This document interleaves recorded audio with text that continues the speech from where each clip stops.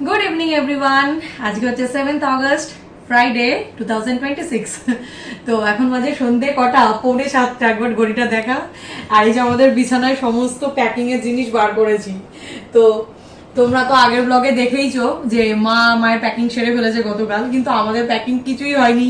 এই first time লাইফে যে মানে বেরোবার 1-1.5 ঘন্টা হাতে রয়েছে, বেরোবো 1 ঘন্টা হাতে রয়েছে বেরোবো, তো তার আগে আমি সব বার করেছি প্যাকিং করবো। এই ফার্স্ট টাইম এরকম হলো, কারণ সৌরভের জানোই যে মান্থ এন্ডের থাকে মাসে, মানে মাসের শুরুর দিকে, তো কিচ্ছু করার নেই আমাদের। তো এরকম ভাবে প্যাকিং করে এবার প্রথমবার এরকম ভাবে বেরোচ্ছি। ফাইনাল টাচ আপ দিচ্ছি বেরোবার আগে স্কিন কেয়ার, কারণ যেখানে যাচ্ছি সেখানে প্রচন্ড ট্যান পড়বে, একদম কেউ আটকাতে পারবে না। তো বলে দিই, ফাইনালি আমরা যাচ্ছি পুরী। জয় জগন্নাথ। তো আমাকে ক্যামেরা যিনি করে দিচ্ছেন তিনিও যাচ্ছেন, তিনি ম্যাডাম, আমাদের ছোট ম্যাডাম মিস নন্দিনী। তো আমাদের অনেক দিনেরই ইচ্ছে ছিল, মানে লাস্ট টাইম যখন পুরী গেছিলাম তখনই আমরা জগন্নাথ দেবের কাছে মানে বলে এসেছিলাম মনে মনে যে আমরা ফ্ল্যাটে শিফট করলে তো আবার তোমার কাছে এসেই আমরা পুজো দেবো, মানে প্রথম আমাদের ট্রিপ যেন আমরা পুরীতেই করতে পারি। তো সেই মতোই আমাদের ভগবানের দয়ায় জগন্নাথ বাবা মনে হয় আমাদেরকে টেনেছে, সেই জন্যই আমরা যেতে পারছি এবছরই। তো বলে না ঠাকুর না টানলে যাওয়া হয় না, তো সেই রকমই আর কি। সবার প্যাকিংই হয়ে গেছে, শুধু আমার আর সৌরভেরটাই বাকি। তো এই যে ট্রলি বেরিয়েছে পুরো, এই যে এমটি ট্রলি।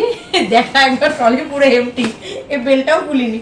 এখন ঝপাঝপ প্যাকিং গুলোকে সারবো। প্যাকিং করা হচ্ছে একটা টু মাচ ডিফিকাল্ট কাজ, মানে বুঝে বুঝে কোনটা নেবো কোনটা নেবো না, কোনটা কাজে লাগবে, কোনটা কোথায় কিভাবে রাখলে জিনিসটা ফাংশনাল হবে, এটা বিরাট ঝক্কির কাজ।